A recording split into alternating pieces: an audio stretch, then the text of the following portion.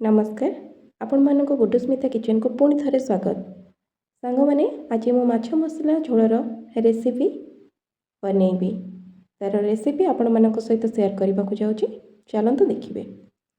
ता पूर्वर जदि सांग मैंने आपण मैंने मो चैनल रे नुआ अच्छा तेज मो चैनल टी को सब्सक्राइब कर दिंतु आउ वीडियोटी को देखुले वीडियोटी को लाइक करंतु शेयर करंतु कमेंट करंतु।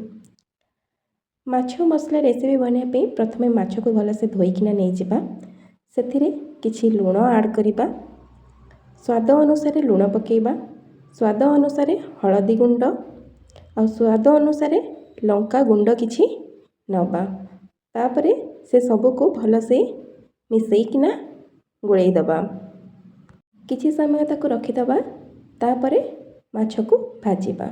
माछ भाजिबा पई प्रथमे कढ़ई नबा कढ़ई को भलसे गरम होला परे सेथिरे तेल दबा तेल गरम होला परे आमे सेथिरे माछ पकेइबा आपण जतिकि तेल नैथिबे सेही हिसाब रे माछ पकेइबे आउ तेल न गरम हेतिले माछ देबेनी नहीं तो माछ गुडा भांगी जिवो भलसे उठिबोनी। देखंतु माछ गुडा एबे मोर बहुत भलसे उठिकिना माछ गुडा को भाजुची तेल भलसे गरम हेतिले माछ गुडा भलसे भाजी हम आ माछ भाजिला बेले मीडियम फ्लेम रे रखिकिना माछ को भाजिबे नहीं तो माछ पोड़ी जिवो। एपट सेपट करी माछ को भलसे भाजी देबे।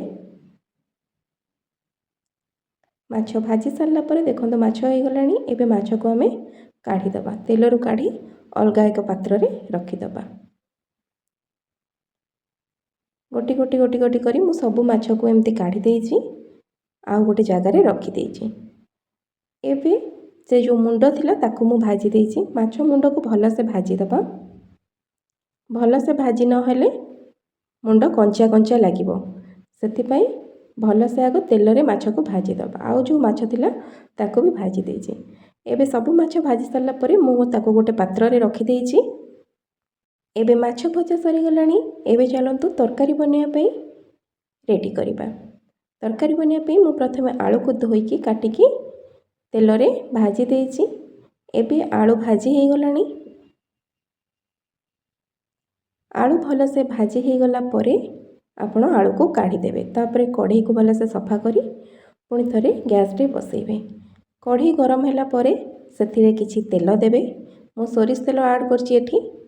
तेल गरम होला मात्रे आमे गोटा मसला किछि सेथिरे पकेइबा गोटा मसला तेजपत्र मु तेल गरम होला परे देइछि सेथिरे कंचा लंका किछि काटिकिना पकेइ देइछि टेस्ट पई फ्लेवर पई आउ तापरे जीरा सेथिरे ऐड करिबा।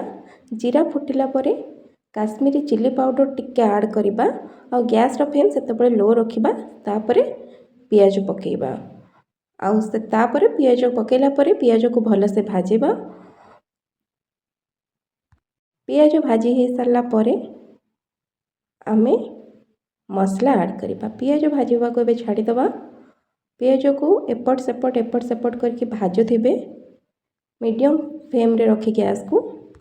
पियाज जदि भलसे न जरे तेबे तरकारी रो टेस्ट आसीबोनी आपण माने जानिथिबे सेति पई पियाज को भलसे जारिबा।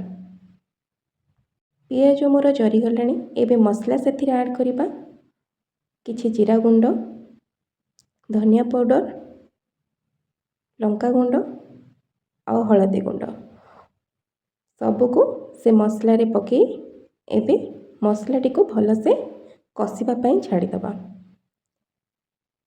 सेथिरे माछ मसला किछि पकई देबे पकईकी मसला को पुणी थरे कषिबा।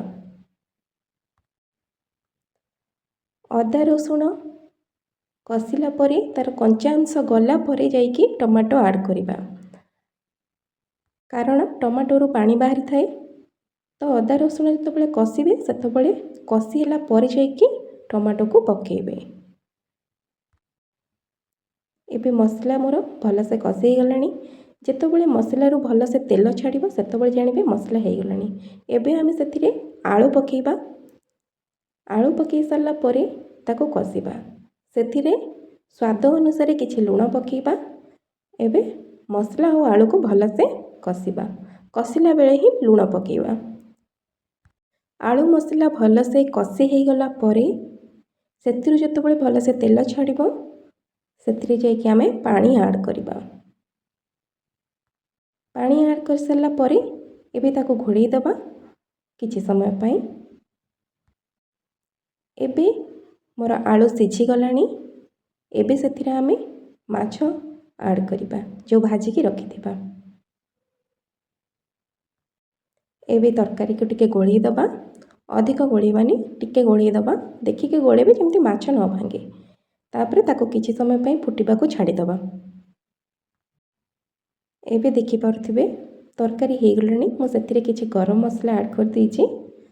ତାପରେ ଗ୍ୟାସ୍ର ଫ୍ଲେମ୍କୁ ମୁଁ ବନ୍ଦ କରିଦେଇଛି। ତରକାରୀ ଏବେ ହେଇଗଲାଣି। ଆପଣ ଦେଖିକି ଜାଣିପାରୁଥିବେ ତରକାରୀର କଲର୍ ଟେକ୍ସଚର୍ କେତେ ବହୁତ ସୁନ୍ଦର ହେଇଛି। ଆପଣମାନେ ଯଦି ଆର ଟେଷ୍ଟ ଜାଣିବା ପାଇଁ ଚାହୁଁଛନ୍ତି ତାହେଲେ ଆପଣମାନେ ବି ଥରେ ଟ୍ରାଏ କରିକି ଦେଖନ୍ତୁ। ଚାଲନ୍ତୁ ସାଙ୍ଗମାନେ, ଆଜିର ରେସିପି ମୋର ଏଇଠି ସରୁଛି। ଆଉ ଯଦି ଆପଣମାନଙ୍କୁ ମୋ ଭିଡ଼ିଓଟି ଭଲ ଲାଗିଛି ତେବେ ଭିଡ଼ିଓଟିକୁ ଲାଇକ୍ କରନ୍ତୁ, ସେୟାର କରନ୍ତୁ, କମେଣ୍ଟ କରନ୍ତୁ। ଆଉ ମୋ ଚ୍ୟାନେଲରେ ଯଦି ଆପଣମାନେ ନୂଆ ଅଛନ୍ତି ତେବେ ଚ୍ୟାନେଲଟିକୁ ସବସ୍କ୍ରାଇବ୍ କରନ୍ତୁ। ପୁଣି ଥରେ ନେକ୍ସଟ ଭିଡ଼ିଓରେ ଦେଖାହେବ। ରହୁଛି। ଜୟ ଜଗନ୍ନାଥ।